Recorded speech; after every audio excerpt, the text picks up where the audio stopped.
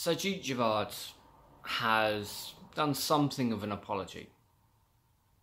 Seems a bit meek in my opinion, but let's go into it. So he's apologised to 18 people because of this Windrush scandal. Now the Home Office itself has admitted to 164 people being deported because of what Theresa May did. Now I'll keep saying this because people aren't saying this enough. Theresa May was Home Secretary when those documents were destroyed. It is her fault. Amber Rudd took the blame. Sajid took over. But it all falls from Theresa May. I keep having this argument and the rebuttal seems to be, well, why would Theresa May do it? If you think that Theresa May is a good person, if you think that her interests are to serve the country, then you have not been paying attention to her political career. Ruthless cuts to the police force, which at the time, boots on the ground said, this will leave us open to attack. Rolled the time forward a little bit, it did leave us open to attack because of Theresa May's cuts. Because her only interest is serving the wealthy, and that means taking money from everyday services that we use and rely on. But coming back from my spin-off tangent, the Home Office admits that they have deported 164 people wrongly. But in the article written by The Guardian, which I'll leave a link down below, this number is something to be taken with a grain of salt. Now, the reason I say that is because currently there are 12,000 cases, or close to 12,000 cases, regarding Windrush generation and people who could be deported because of this. But Sajid has come out saying that he's made a clear distinction between these particular cases and then criminal cases. Now the reason why I say it has to be taken with a grain of salt is because this government in particular is not good with transparency. We can't see what they're doing behind the scenes because they don't want you to see what they're doing. They are not trustworthy politicians. A trustworthy politician would not have acted the way that Theresa May has acted as Home Secretary or as Prime Minister.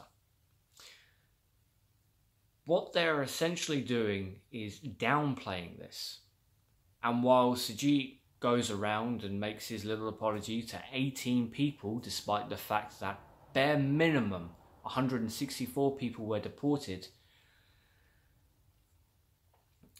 the realistic numbers are devastating. Because it doesn't just fall on people who have been deported, it also falls on people who are still in this country. Now bear in mind, during the 70s, the British government went to the Caribbean, much like we're doing now with a few Asian countries, and has said to these people, hey, come work for us and you'll be set up. You won't have all these rings to jump through. If you come work for us because we need you, then we will give you fantastic lives in Britain. Your children will be in Britain and everything will be great. You will help us, we will help you. Come forward to Theresa May's reign as Home Secretary, documents were destroyed, and all those promises of life in the UK, the government protecting and repaying, have all gone down the drain.